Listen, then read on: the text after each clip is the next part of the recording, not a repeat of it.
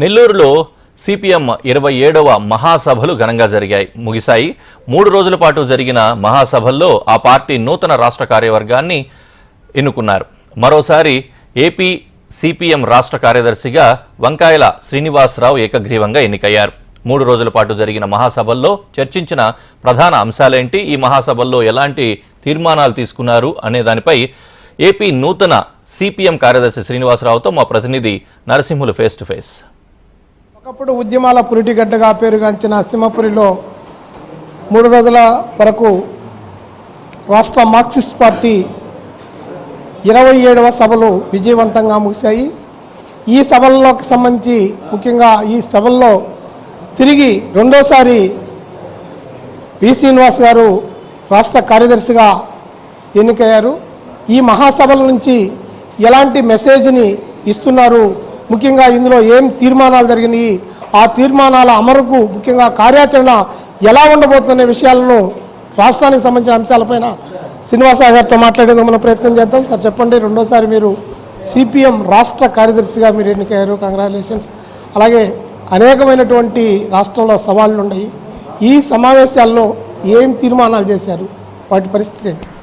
ఈ 3 రోజుల రాష్ట్ర మహాసభలో 39 అంశాల మీద, ముఖ్యంగా ప్రజలకు సంబంధించినటువంటి అంశాలు, రాష్ట్ర అభివృద్ధికి సంబంధించినటువంటి అంశాల మీద ప్రధానంగా తీర్మానాలు చేశాం. అందులో ముఖ్యమైనటువంటిది ఒకటి, మన రాష్ట్ర రాజకీయాల్లో ఒక సమూలమైన మార్పు తీసుకురావడానికి అవసరమైన ప్రత్యామ్నాయ రాజకీయ ప్రణాళిక కావాలి. అందువల్ల ప్రజల అజెండాతోటి రాజకీయ పోరాటం నడవాలి. డబ్బుల కోసం, అధికారం కోసం, వనరులను దోచుకోవడానికి రాజకీయం కాదు. ఈరోజు ప్రజల మీద భారాలు అనేక రూపాలు వేస్తున్నారు. ఒకటి విద్యుత్ ఛార్జీలు.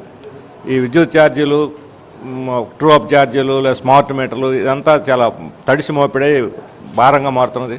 ధరలు పెరుగుతున్నాయి. నిరుద్యోగం, ఉద్యోగాలు ఇస్తామని ఇప్పుడు ఏమంటున్నారు, ఉద్యోగాలు ఇస్తామని వాగ్దానం చేసి ఇంటికి ఒక వ్యాపారవేత్తను చేస్తామంటున్నారు. అందుకని పెట్టుబడిదారులు పోటీలు పడి మన రాష్ట్రానికి వస్తే మంచిది, కానీ ప్రభుత్వాలు పోటీ పడి వాళ్ళ చుట్టూ తిరిగితే మన భూములు అడుగుతారు, భూములు ఇస్తాము, రైతులు నష్టపోతారు. ఈ పోటీ పెట్టాలంటే ప్రత్యేక హోదా రావాలి. అందుకని రాష్ట్రం అభివృద్ధి కావాలి, పెట్టుబడులు రావాలి, ఉపాధి పెరగాలని చంద్రబాబు నాయుడు గారు గట్టిగా కోరుకునే పని అయితే తప్పనిసరిగా ప్రత్యేక హోదా సాధించాలి. కానీ ప్రణాళికాబద్ధంగా దీర్ఘకాల ప్రణాళికలు మీరు మనసులో పెట్టుకోండి, మీకు వద్దని మేము చెప్పడం లేదు. ఈ 5 ఏళ్లలో వాళ్ళు ఏం చేస్తారు అనే దాన్ని పోతే ప్రజలకు ఏదో ఒకటి ఇమ్మీడియట్గా ఫలితం కనిపిస్తుంది, మేలు జరుగుద్ది.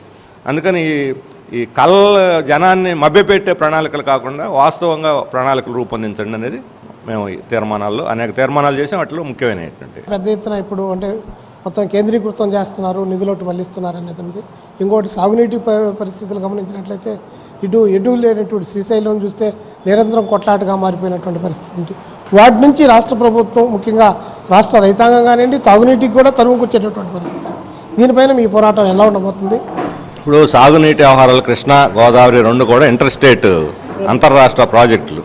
ఇతర రాష్ట్రాలతో వివాదం లేకుండా సామరస్యంగా పరిష్కారం అయితే మనం ఏదైనా నిర్మించుకోగలుగుతాం. ఇప్పుడు పోలవరం బనకచెర్ల అని ఒక కొత్త ప్రాజెక్టు తెచ్చి ఆలు లేదు, చూలు లేదు, అల్లుడి పేరు సోమలింగం అన్నట్టు దీనికి ఒక పెద్ద ప్రాజెక్టు పేరు చెప్పి ఇప్పుడు తెలంగాణ దాని వెంటనే రంగంలో దిగి వాళ్ళు అభ్యంతరం. ఈయనకి ఎంత శిష్యుడైనా ఆయన ముఖ్యమంత్రి, ఆయన అక్కడ పదవిలో ఉండాలంటే మనతో తగాద పడకపోతే ఆయన అక్కడ పదవిలో ఉండలేడు. అందుకని ఆయన వివాదం రాగొట్టాడు. ఇప్పుడు ఇది అమలు జరగదు. 3 ఏళ్ళు కాదు, 30 ఏళ్ళైనా అమలు జరగదు ఈ వివాదం వచ్చిన తర్వాత. మేము చెప్పేది ఏంటంటే, షార్ట్ టర్మ్లో ఇప్పుడు అంద్రినేవా 250 కోట్లు పెడితే పొలాలకు నీళ్లు వస్తాయి. జంజావతి 100 కోట్లు పెడితే పొలాలకు నీళ్లు వస్తాయి. ఈ 2000 కోట్లు కేటాయిస్తే మనకు వెలుగొండ ప్రాజెక్టు పూర్తి 5-6 లక్షల ఎకరాలు నీరు వస్తుంది.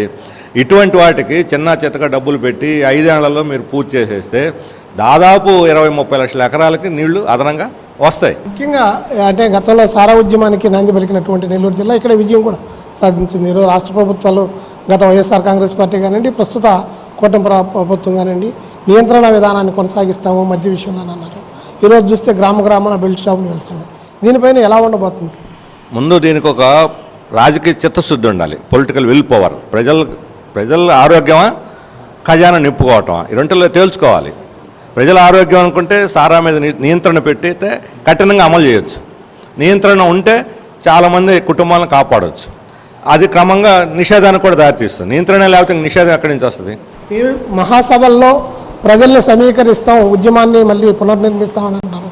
ఉద్యమం వెంట ప్రజలు నడిపించేదానికి మీకు ఉన్నటువంటి మార్గాలు ఉన్నాయి, అసలు వస్తారని మీరు భావిస్తున్నారా ప్రస్తుతం ఉన్నటువంటి పరిస్థితులు?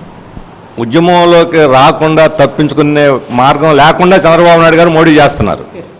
మేము ఉద్యమాలకు మీరు రమ్మంటే వస్తే ఈ పార్టీకి ఎప్పుడో పెద్ద ఉద్యమాలు నడిపాము.